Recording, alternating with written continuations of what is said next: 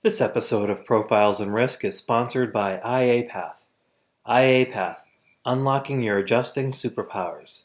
Go to iapath.com. This is Profiles in Risk.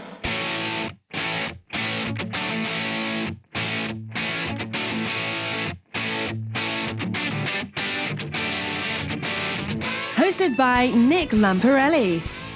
Every week, we interview those who risk life, limb, fortunes, career, and reputation, and those who work behind the scenes who look to protect and enlighten us about risk. You can find the show notes and other insurance-related content at insnerds.com. That's insnerds.com. Now, on to the show.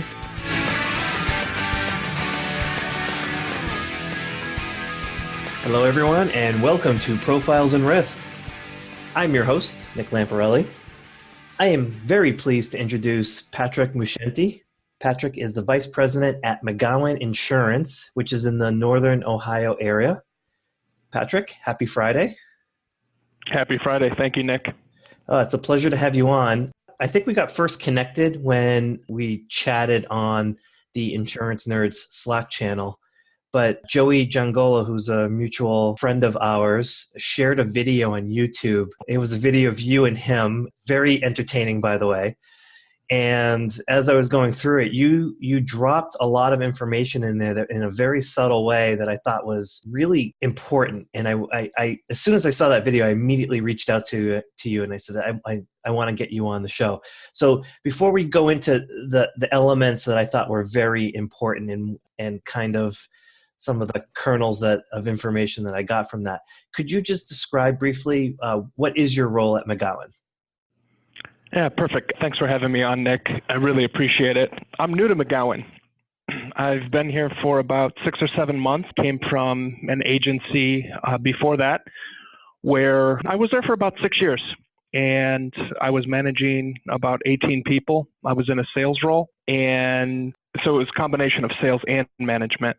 And I started to get a little bit restless. The CEO of Mcgowan Insurance reached out to me and said, hey, I have a great opportunity. We have a producer that's being promoted to run a department, and we're looking for someone to replace him. So I came on 6 months ago. I took over a piece of business, and I'm also responsible to grow it. So hence the production side. So a little bit of service, but mostly production. And it's the production side that I want to spend this particular podcast on, because we talk about it a lot, especially on the Insurance Nerd Slack channel.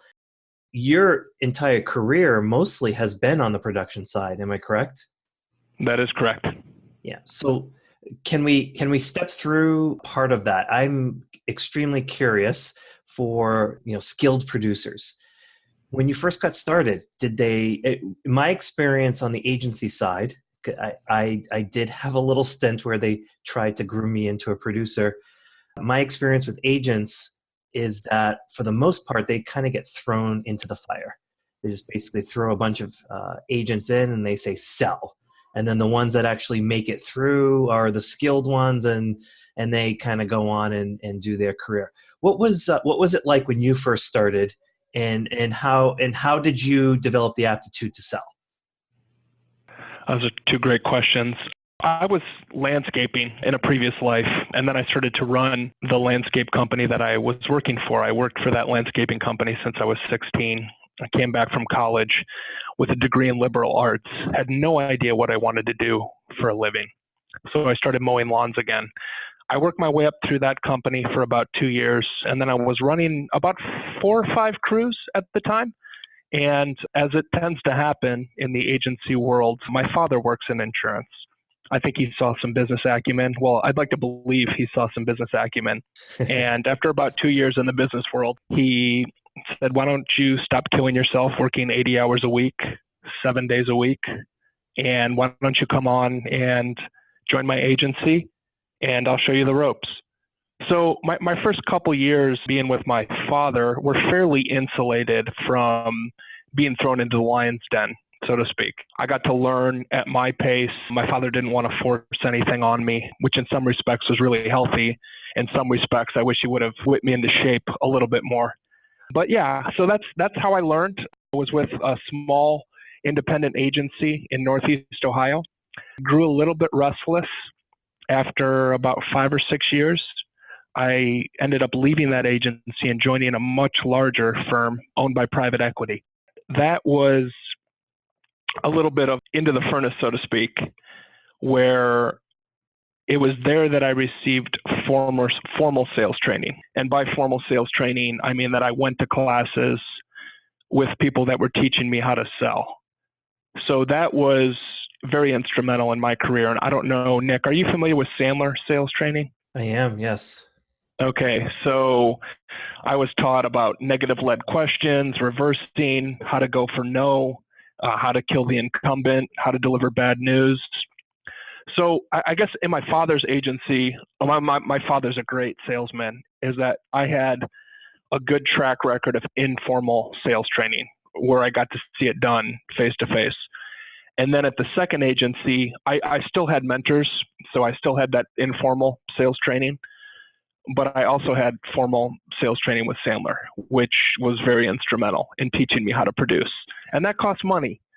So I'm very grateful for my previous agency to actually spend that money on me. What's your feeling about the development of new producers? So everyone that's listening to this is familiar with the talent gap. And I hear all the time about the inability of agencies, one, just to get talent, like for, account management and marketing and so on and so forth. Then the issue of producers comes up, and there's this constant negativity about how agencies are not grooming the next generation of producers. But like you said, to do that correctly, they need training, which is expensive. What's your feelings about the next generation of producers? What are you doing to kind of protect Mcgowan and get some longevity when it comes to the sales side of that business? Yeah, it's another good question. So the failure of the agency workforce is truly a failure of incentives on my end. And from my perspective, what I see is you can imagine a typical agency, right now, Nick, you probably have these numbers, but the average agency owner is what, 62, 63 years old, would you say? Yeah. Yeah, so let's just say they have an agency, they have 5 people working there. That agency makes $400,000 a year, maybe $300,000 a year on the top line. They work in a little office condo where their rent's $1,200 a month, and they pay a couple account executives, account managers, $40,000 a year. And this agency owner is working 30 hours a week and making $200,000. What incentive is there for this agency owner to hire someone, to train them, to pay them benefits, sales training, and to know that it's going to be a drain for the next 3 to 4 years on the bottom line? So I don't think that there's proper incentives for agency owners, particularly when I'm talking about the smaller agency owner and the failure of perpetuation there. There's no incentives to bring anyone on because you're putting all your eggs in one basket. At most, you can hire 1, maybe 2. How long would it take that person to validate?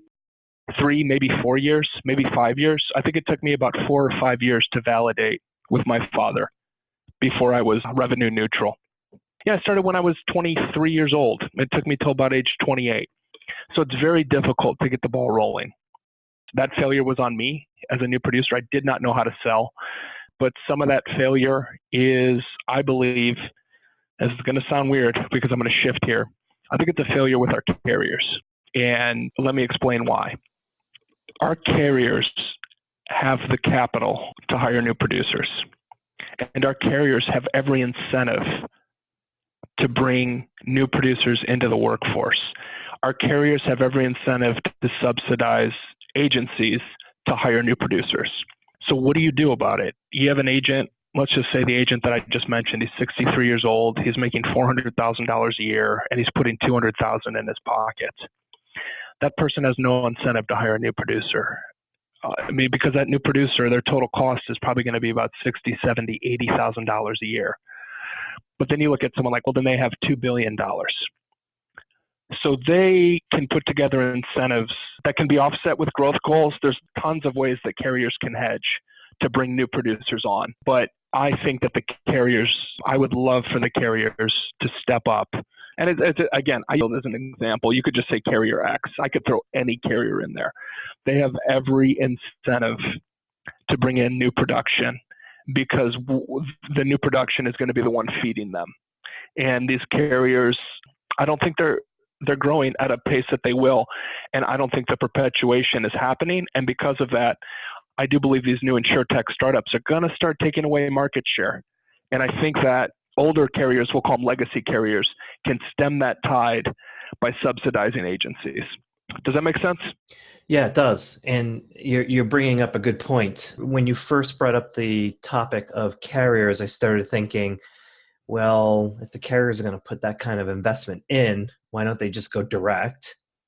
But brought up the insurtechs, they can't go direct. They can't compete head on with the insurtechs because the insurtechs are completely digitally staffed. The technology is set to go, whereas these legacy carriers are still, it's going to cost them tens of millions of dollars to update their technological systems and in their entire back office to be able to compete. So it's kind of in their best interest to develop their professional sales force, even though they don't control them directly.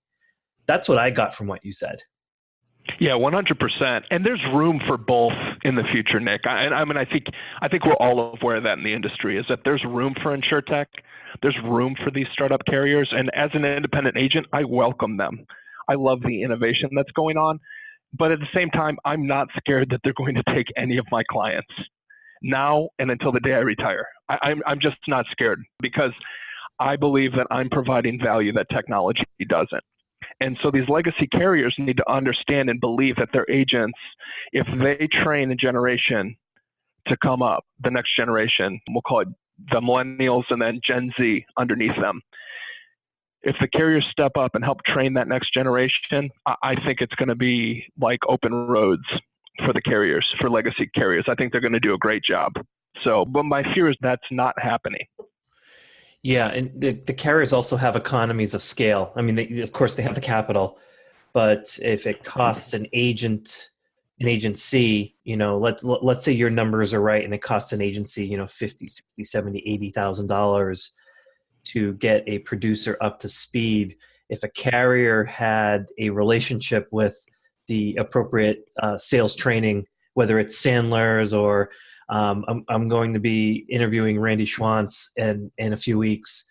Professional sales development for insurers, insurance agents, they can cut a better deal, and so they can get that. They can reduce the cost of getting a new producer. What's the word you used? Get them in line, or figure out whether they're going to cut it or not. Get them to that maturation. I'm sorry. I said the word validated. Yes, validated. What I mean by validated is, let's just say, a new producer needs a salary. I'm throwing numbers out there: 50,000. They need benefits, 5,000. Meals and entertainment, 10,000. Let's just say all in that new hire costs $75,000. That first year they bring in $30,000 of commission. You just lost $45,000. Yeah. Interesting. So the next year, let's just say they put another 30 on. You've still lost $15,000 on that new producer. And so when I say validate, it's when that new producer hits that $75,000 of revenue number, at least now they're revenue neutral. And that's why I say training salesmen and saleswomen is like rolling a snowball downhill. It starts off real slow and you're like, what's going on? I can barely see anything happening. But once it happens and once it gets going, there's a lot of momentum and success builds on success. And, one of the other failures of imagination, I think, that we have in attracting a new workforce is the idea of building something. So I know that, and there's nothing wrong with this because it takes different types of people to make this world go round. But a lot of people would rather just work at the carrier and make X per year because it's a lot less scary. And I think it takes a certain type of person to be a producer. That's number one. But also number two, it takes an even more specific type of person to be a producer at an insurance agency or insurance brokerage, because you're not getting quick hits. And so you have to believe that this is a career, and you have to believe that this is something I want to do for the next 30 years. And that's part of what I love about what you and Tony and Carly are doing at Insurance Nerds, is really giving the industry a facelift that it needs, so that people go, yeah, I can see a career in this world, because I wouldn't have seen one without my father. So thank you for that, because that's exactly what it is that we're trying to do. You know, insurance has a terrible stereotype out there, and you know, I'm trying to get my nephew's graduating from college this year, and I brought up insurance, and you know, his eyes kind of rolled. You know, yep, because he doesn't know what it is. And I have 3 interns from the University of New Hampshire that I hired in my MGA. And, you know, I had to teach them insurance from scratch. And they literally only knew what their auto deductible was. Like, you know, what's a deductible? They could kind of explain that, but they didn't know anything about insurance. How the heck are we supposed to hire the next generation of talent into insurance if they don't even know what it is? You have students studying engineering. They know what that is. They're studying biology or pre-med or pre-law. They know where all of that leads to. No one is, you have like 10,000 students a year graduating from risk management institutes. That's not going to be nearly enough. We have to figure out how we're going to get the next generation. So you're exactly right. And, you know, I was thinking back to when I was an agent and my agency was attempting for me to slide over. So I showed some kind of aptitude for insurance. Mm-hmm. They wanted to slide me over to production, and they basically just said sell. And I couldn't do it because I didn't know how to sell. I had no formal training, mm-hmm. and they wanted to transition me from salary to commission, and I couldn't afford to do it. So I gave up like right away after my first few failures, and just said, I am not a salesperson. I'm not cut out to do it.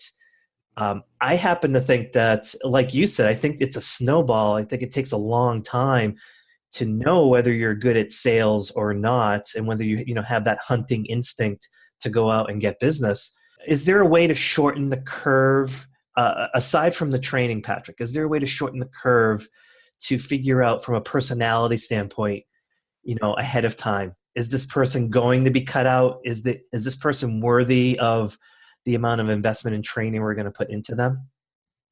Yeah, there's lots of ways to shorten that curve. So you bring up such an interesting point, because I think, from people that know me, they look at me and they think that I'm a natural salesperson because I'm outgoing, I'm gregarious. I like to make people feel comfortable, talk about what they like, those types of things. But in a lot of ways, that's also an Achilles heel for me, because it means I like to be liked. And sometimes you've got to look at a prospect in the eyes and be like, listen, this is Sandler training. You told me you want to think things over. It's really great. Unfortunately, and then you go for no right there. Like a lot of times when I hear that, there's someone across the table from me that doesn't want to hurt my feelings. And I just want to let you know it's okay to say no to me if that's what you're feeling. So that risks, for someone like me, that risks my desire to be liked. And so that's something that I've needed to kill in myself. So I think we all have things that we need to kill in ourselves in order to be a good salesperson. Mine is a desire to be liked. For another person, it could be fear of rejection. There's a million different things. I don't like being told no. No one likes being told no. So I'll categorize 3 types of people. There's the top, let's just say 5% of people that they're going to sell no matter what. I know a handful of people in my life that you could plop them into any industry, you could plop them into any circumstance, any situation, and they're going to be salespeople. And that's the rarest of us. And I just think that that's something that's innate. Then you have the bottom 5%, which is they just shouldn't be salespeople. And there's people that are like that. It's not for everyone. So, but I think there's a huge middle. And again, I'm guessing with these percentages, there's a huge middle that I think can go either way.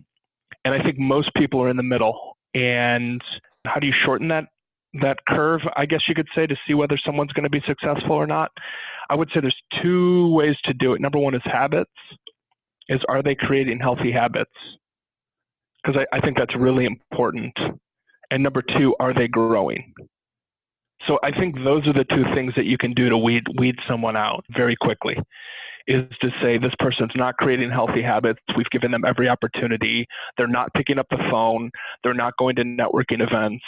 They're not asking the right questions. And at some point you have to sit someone down and say, maybe sales isn't for you. And that's okay. It's not for everyone. And then, so with habits comes growth as well. So do you see commission growth?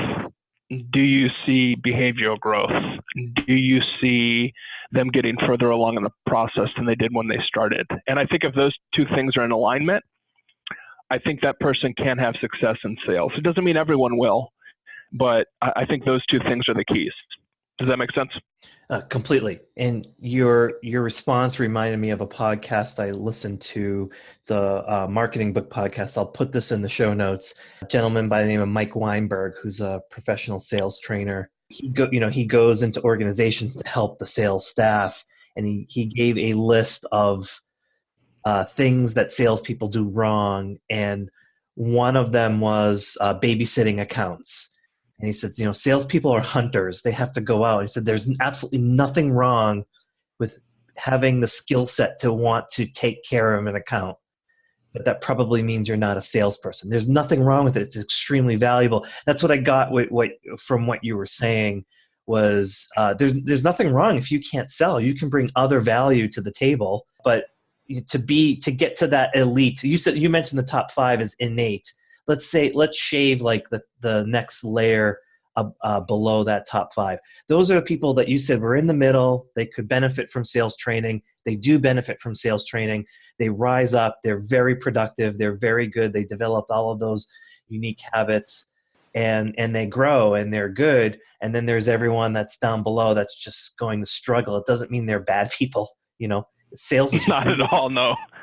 So that's the first thing I got from what you said. The second thing is what I stress all the time, because I don't know if I'm a good salesperson or not. I know, and I've written about this on the Insurance Nerds blog several times. 2 most difficult skills in business are the ability to manage people and the ability to sell.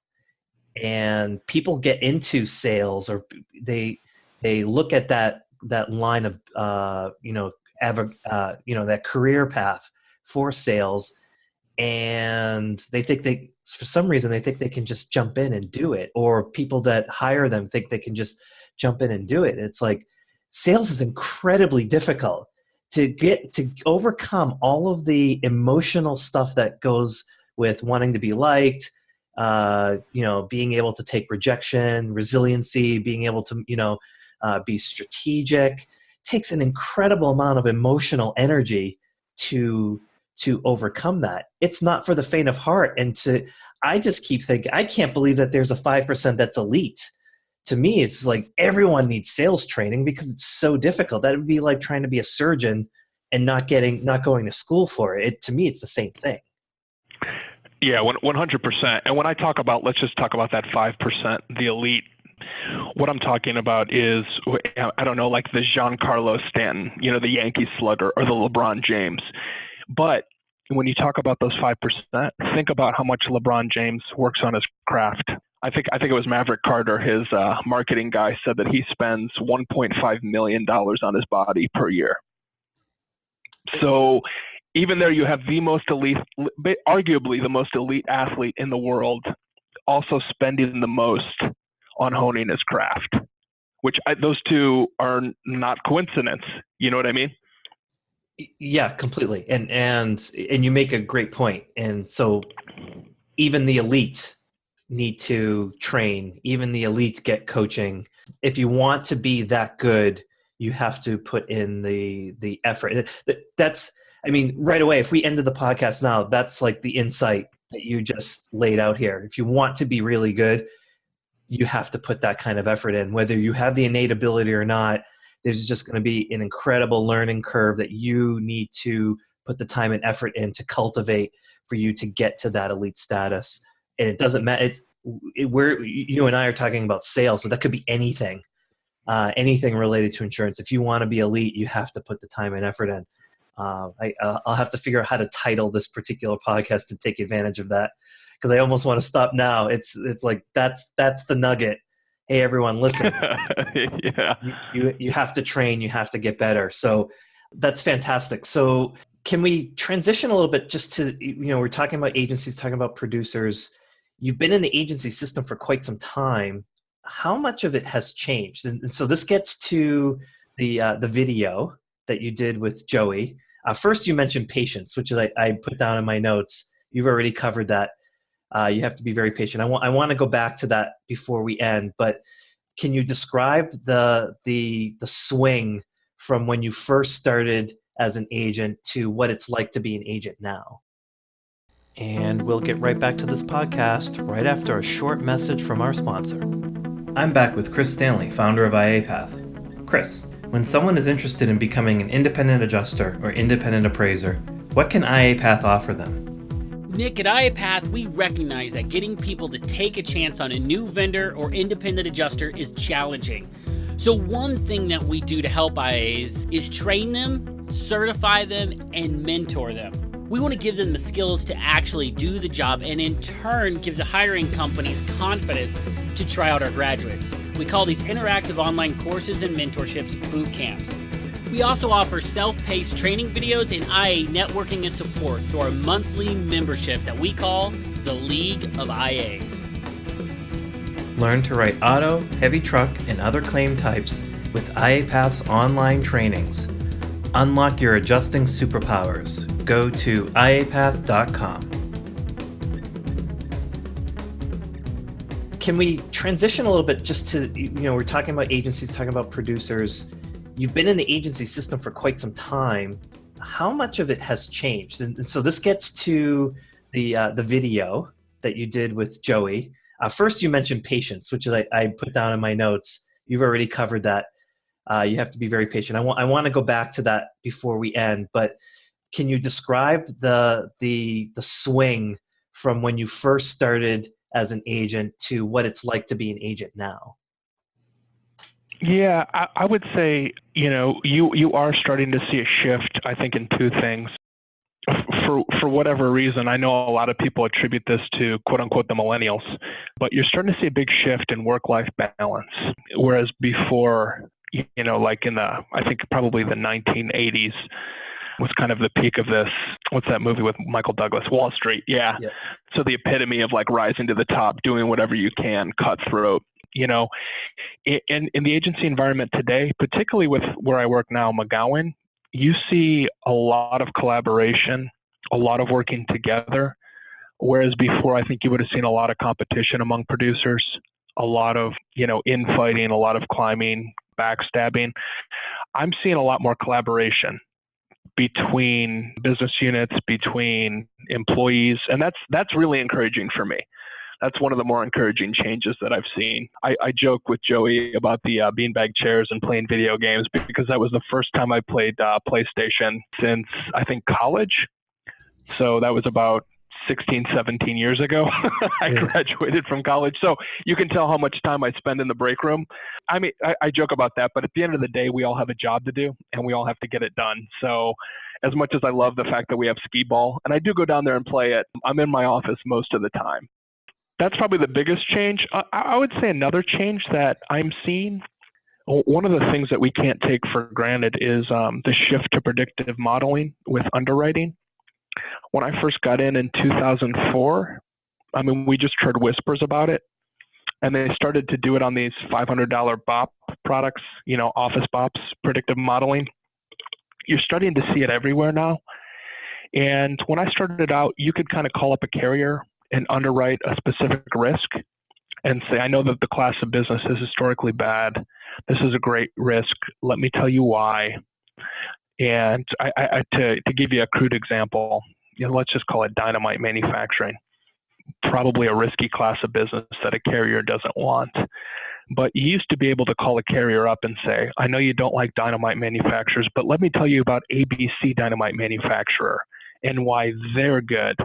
And let me tell you about their loss history. And let's talk through this account. And a carrier kind of used to go, yeah, okay, we'll take a look at it. And then what price do you need? And I'd say, and they go, okay, we think we can get there. So there used to be a lot more of that. Whereas now it's what a computer system spits out. There's a lot less flexibility with carriers. So in some ways it's good because it's more efficient, but in other ways it's brutally efficient. And I think carriers are losing out on business because of it. That doesn't surprise me at all. I would guess that, when I was working my way through insurance, I always heard that insurance was a people business. So the shift, and I'm a tech guy, so I understand how the predictive models get built, and all it does is reduce the amount of premium. They're not using it to create new products. They're not using it to find new opportunities.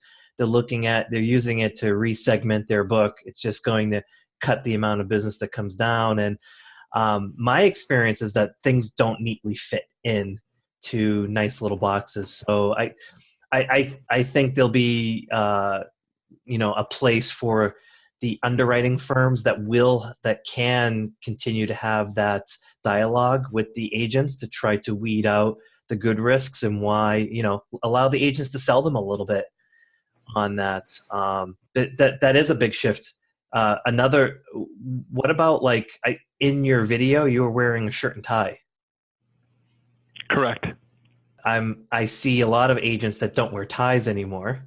There's millennials coming in, they don't really have a use for suits. So what about the interaction between producer, customer, agency, and the insured, and they're interacting? Do you think there'll be a place 10 years from now for the shirt, tie, and or suit? Yeah, great question. First of all, I'd always recommend wearing a shirt to a meeting. Shirt and tie combo, that's a tough one. So, I guess this question just triggered a thought. Are you a Curb Your Enthusiasm fan? Of course. Have you ever seen the episode where Larry needs an attorney, but it's Casual Friday? Yes. So that was my first thought when you asked this question was Larry ends up saying no to the attorney, and it's obviously, since it's Curb Your Enthusiasm, it's hilarious. But Larry says no to the attorney because the attorney's wearing like a jean shirt with jeans, and he looks like a cowboy, and so it turns Larry off. So again, I'm 37 right now, 37 years old, right on the cusp in between, I think, millennials and Gen X. I don't think I'm either, or else I'm both. So I see both sides to this argument, and I do worry. For me, there's nothing casual about working for a company with $1 billion worth of assets and saying, I'm here to protect you. I'm your guarantee that when things go wrong, I'm going to stand in the gap because we created a good insurance program for you. My fear is that that's not really a casual thing. And so if I show up with Tom's on and, cargo shorts and a t-shirt, that's my fear is that I'm not taken seriously. The other thing is the perception of our industry. Insurance is stuffy. It's suit and tie. And how do you counter that? So I would argue there's a balance here. Mcgowan is much more formal than my old place of work, much more formal. But we have carriers come in. We're creating programs. We have clients come to the office, and I guess I would lean on the side of I would rather be overdressed than underdressed. And I know that's probably going to rub some of your listeners the wrong way, and they can disagree with me. So they can wear shorts and a t-shirt to their next meeting, but I won't be. How's that one? And who's going to have the advantage, right? I mean, plus it might be them. It might be them. Yeah. If I go to a tech office, I'm probably not going to wear my pinstripe suit.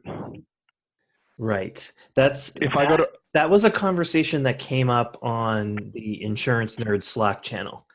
Mm-hmm. We had a young person who was interviewing for a job and was asking, how do I dress? And, the knee jerk was, well, you should wear a shirt and tie. And I came back and I said, well, it depends on who you're interviewing for. And my advice to them was figure out what everyone is wearing and just be one notch better than they are. Don't like you said, if you're going to a tech company, don't wear a pinstriped suit. You will look ridiculous. They won't take you seriously. But, if you're going to a Wall Street account, probably, it probably does make sense to do something like that. I think dress is actually very important. I think I'm bringing that up because I saw you wearing the shirt and tie. I think it's almost odd now to see in the inside of an insurance, a company that works in the insurance ecosystem, and see someone with a tie. You just don't see ties anymore. And I'm actually thinking of the opposite, Patrick. I think it's a differentiator. It does. I would take you more seriously, but you immediately stood out. I noticed that right away. He's wearing a tie. I don't see ties anymore. It stood out. Well, that's good, and that's why at Mcgowan, we're business formal unless told otherwise. Like, hey, today's the jeans day, and we do that for a purpose. So it's interesting. There's no right or wrong answer. As with most things in life, it's the pros and the cons. So yeah. So you're responsible for future production and of the agency, developing the producers and for the next generation. And that means that you just send them out there, right? You just say, go get whatever you can get. Or does that mean you build a business plan and you execute on it? And of course, I know what the answer of this is going to be, but I would like to hear you talk about how important it is to be organized and have a plan and execute on it. Yeah, I may give you a different answer than you're expecting here as well. I think plans are really important, but I worry about overstating the importance of plans. I know people that are successful in spite of not planning, and I know people that plan and are unsuccessful. It's better to have a plan than not to, particularly with young producers. But the older I get, the more I hold my plans loosely because I don't know what tomorrow's going to bring. And I could get a referral, something could happen, and all of a sudden my day's blown up. The one thing that I do that I don't know if this would work for everyone, but it works for me. I tend to impose what works for me on everyone like we all do. I actually still have a daily planner that I write down every day in ink what I'm going to do that day, and I cross off what I'm going to do that day. I can't do Evernote for some reason. I can't do tasks in Outlook. It helps me to just organize my day at the beginning of every day. So it gives me a chance to be proactive, to think about what tasks I need to accomplish versus letting the day come to me. So that's what I would recommend every producer do. But again, it might not work for everyone. That's music to my ears. I have my daily planner right in front of me. Going old school. The technology is overwhelming. And like you, there's something about writing it down. Although you're the gunslinger, pen, whoa, like I carry the pencil with me just in case. But yeah, there's something about writing it down which solidifies it in your brain. I can just quickly open it. If for some reason, when I pull up my phone and I'm trying to go through my calendar, I feel all clumsy. It just doesn't feel the same. And then if I put a task in, I feel like now I'm not responsible because I put it in the computer. Whereas if it's in my daily planner, I'm still responsible for it. And I have to keep checking on it. So I love that. That's music to my ears, Patrick. Yeah, a funny story about pencils. I'm left-handed, and I have the writer's hook, the left-handed writer's hook. So I can't use pencils because at the end of the day, in elementary school, I used to have pencil lead all over my forearm, and I just used to drag across and smear all the letters. And so that's why I use a pen, Nick. Well, hopefully it's quick-drying ink. Yeah. So you brought up something really interesting, which was the difficulty of planning for certain things. It's something that came up in the video. You were talking with Joey about the handshake. and how your dad taught you, find the most important man or woman in the room, walk up and introduce yourself. And Joey said, you don't ask for the sale. And you were like, no, you don't ask them to buy insurance. There's a patience to it. It's like, you didn't use these words, but it's like planting a seed. Yes. And that part of your job as a producer is to just continuously plant seeds. And, sometimes you may hit on a patch of soil that was unexpected, but you're going to cultivate it anyways. How much is patience part of the success of being a producer, and also how much does patience help with the luck aspect of getting accounts? Yeah, you hit the nail on the head. The other night I was waiting for a friend. It was happy hour. I was waiting for a friend, and I overheard a conversation next to me. This woman, she was the law director for a municipality in the area. And we started talking, and it turns out she needed insurance help. And we knew about 6 or 7 of the same people in the legal field. And I was able to help them out, which is great. But I could say, wow, it was luck that I sat down next to this woman. And it totally was. It wasn't planned. And so if that's your definition of luck, then it was quote unquote luck. But the fact that I had spent my career building relationships, networking, building, my professional development to where I had a competency to help her, and all the stars aligned, yes, but it wasn't in a vacuum. It wasn't out of nowhere. It was planning, it was preparation. So I guess, in football, if someone fumbles, you could say it's luck that you recovered, but it wasn't luck that you sprinted over there to make the tackle. It wasn't luck that your head was on a swivel and you were trying to remain aware of the situation. So was it luck that something bounced your way, not the other way? Yes, but you still have to capitalize on it. So. Yeah, I love that.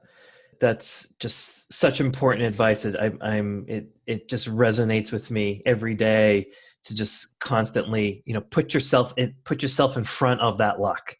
There's going to be luck everywhere that you can allow it to just drift right by you, or you can step in front of that and try to take advantage of it. And in production, it just seems like, I listen to a lot of podcasts with salespeople, and they can't stress enough that you need to spend a quarter or a third of your time prospecting. You can't just take care of what's in front of you now. You have to keep planting the seeds. I just think it's just such an important nugget of information that I got from your video that kind of tied in with what I know, through my career, which allows me to segue over to, you were once responsible for yourself as a producer. So you did your own sales training and pulling your bootstraps up and trying to get in front of and develop the patience to get your accounts. But now you're responsible for a bunch of producers. And so vice versa. So what's that like? Yeah, it's vice versa. I used to manage, and now I don't. Oh, okay. Well, that's let's talk about that anyway. One of the reasons I moved here. Well, let's talk about that anyways. What is the difference between managing a bunch of sales people and being responsible for your own book? They're 2 different skill sets. And that's the most important difference. And sometimes they overlap, but many times they don't. A lot of times companies, and I think we're all familiar with Peter's principle, we'll take our most successful salesperson, him or her, and we will put them in charge of the sales department. And you've made 2 mistakes. Number one, you've probably put someone unqualified for a position in that position. And then number 2, you've taken your best employee in that department and just removed them. So you've probably made 2 mistakes by doing that. So that there are 2 different skill sets. In some people they overlap, in most people they don't.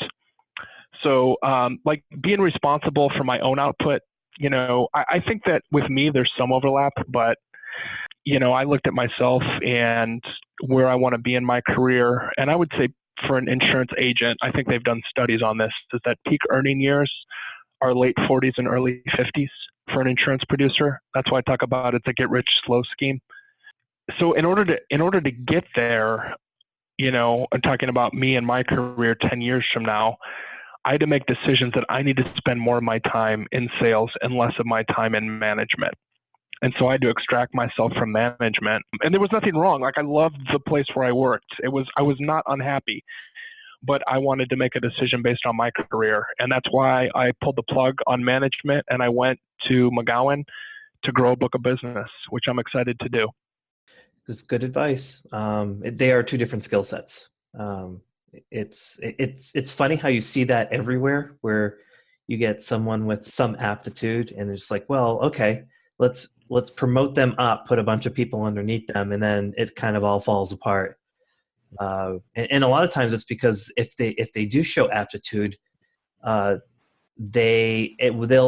may come easy to them, and they may expect everybody that they managed for it to also come easy to them as well, the people that they're managing, and not be patient or be willing to train them to get them to some kind of level of aptitude. So I really like that response. We're running short on time, Patrick. I want to respect your time, because you probably have something penciled in or penned in at the top of the hour. So let's transition over to the personal stuff to find out a little bit more about you. When you aren't working, what do you enjoy doing? Well, I'd say first, I'm a deacon in my church, so that's a certain level of responsibility that takes up a lot of spare time. I have an American bulldog named Porter, so I typically walk him, play with him. And then the third thing is reading, and more reading. I read anywhere from 50 to 70 books a year, so I love to read. Let's skip over to the book side then. Let's not lose the momentum. You read all those books. I'm going to ask for 2 book recommendations from you. First, what would you recommend for an up-and-coming insurance producer as for books? I would recommend literature. I know that sounds so weird. I guess I could say like Seth Godin or John Maxwell, and I think those are fine. But I think literature helps you converse. It helps you understand human nature. It helps you bridge gaps across cultures. Your world and your mind expands. I think you develop patience when you read through a book that doesn't have a direct application to your life. It can have many indirect ones, and it will. It'll help develop perseverance. So I know that sounds super weird, and I know you probably expected like 5 seconds with Vito or, like Seth Godin's The Dip, but I would recommend literature. Okay, well, you're not the typical agent, okay? So let's just throw that out there. You're not going to meet a lot of agents that are deacons and are going to recommend literature to improve the up-and-coming producers. So I love that. And you wear a tie, so you're completely differentiated. Thank you. What would you recommend for literature? I'll just recommend the most recent one I read, John Steinbeck's The Pearl. And it's about a man's quest for wealth and how it destroys him. And I think that's really important for people going into sales. So I just, I love sales. Do I want to make money? Yes. Do I want to make more money? Yes. Does money destroy a lot of people? Yes. Does it ruin a lot of lives? Yes, it does. So there's a caveat there. You know what I mean? And I know that sounds so weird. And again, I'm not the typical guy, but that would be my answer. Well, that's fantastic. That's very refreshing. So I can understand why you are successful, and I can understand why your clients feel at ease with you, because I feel like we've known each other for 5 years just having this conversation. Thank you. So, Patrick, thank you so much for giving me an hour of your time. Perfect. Thank you. Awesome. I appreciate it. My guest this week has been Patrick Muscenti. Patrick, thanks again. Thank you.